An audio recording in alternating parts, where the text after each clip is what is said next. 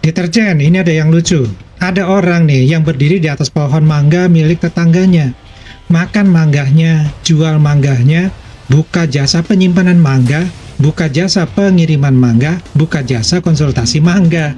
Lalu satu hari, dia ini menunjuk ke bawah dan berkata, "Hahaha, lihat tuh, yang punya kebun mangga. Loh, bukannya kalau kebunnya hilang, hidupnya juga ikut hilang. Bukannya kalau pohonnya ditumbang, ya pohonnya ditumbangkan, tempatnya dia juga untuk berdiri ya ikut roboh." Nah, jadi hari ini kita ini akan membahas fenomena yang unik nih. Jadi ketika sebagian orang suka mengejek Indonesia, padahal banyak kemakmuran-kemakmuran yang mereka nikmatin itu justru berasal dari aktivitas ekonomi kawasan, yang salah satu mesin utamanya adalah Indonesia sendiri. Indonesian rupiah dropped to the lowest it's ever been. It's $1 to 18,000 rupiah. And the president of Indonesia had to come out and say, everything is fine. And he said this, I quote this word for word, because villages don't use USD. I'm like, so what do villages use? Indomie? Is that?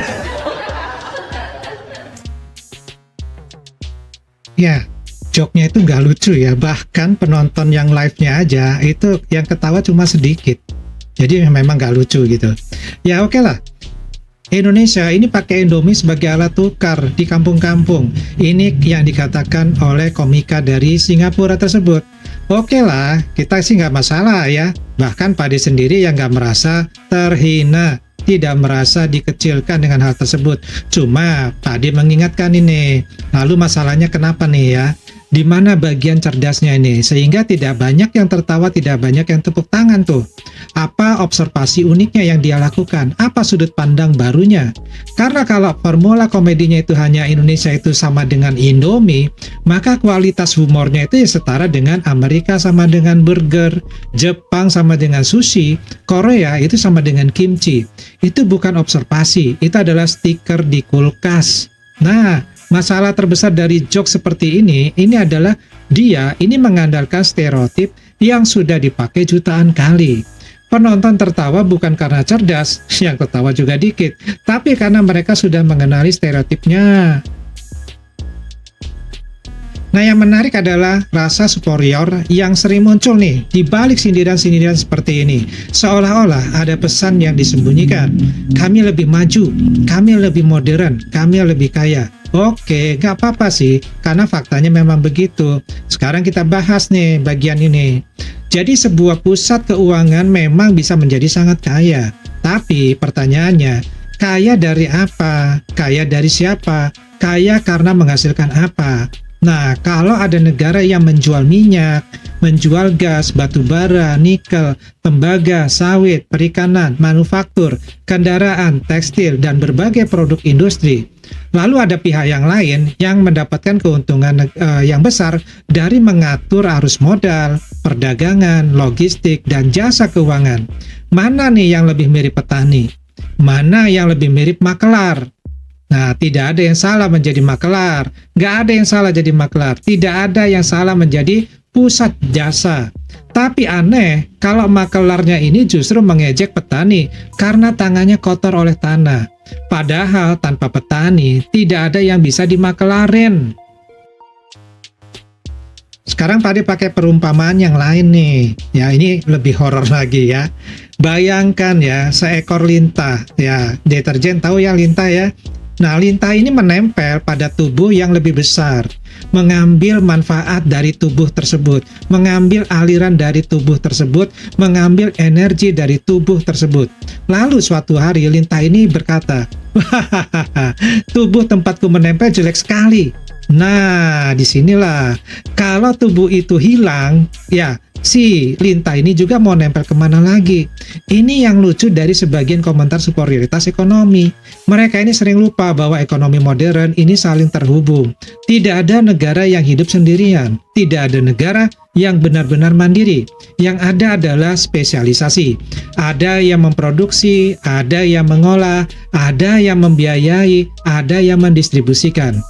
Tapi ketika satu pihak ini mulai merasa dirinya dewa dan pihak lain hanya objek lelucon, disitulah satir mulai lahir. Justru semakin dipikir-pikir nih, Indomie yang dia katakan sebagai contoh, ini berarti dia ini memang mungkin sudah pernah ngerasain Indomie, dan dia mungkin juga sudah mengakui bahwa Indomie itu terkenal di mana-mana gitu ya.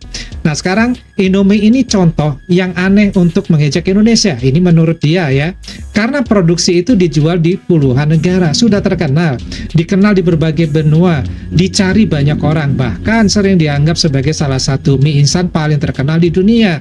Jadi pathlistnya menjadi agak aneh.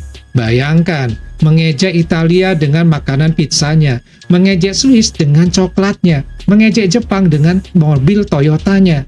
Nah sekarang, ya semakin sering disebut, semakin besarlah pengakuan terhadap produk-produk tersebut.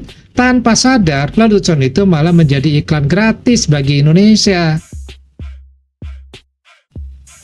Bahkan sejarah ini menunjukkan sesuatu, banyak kota dagang besar, banyak pusat keuangan besar, banyak kerajaan pelabuhan besar yang akhirnya lupa bahwa mereka maju karena ekonomi di sekelilingnya, bahwa mereka maju karena ekosistem di sekitarnya juga. Jadi bukan karena mereka hidup di ruang hampa.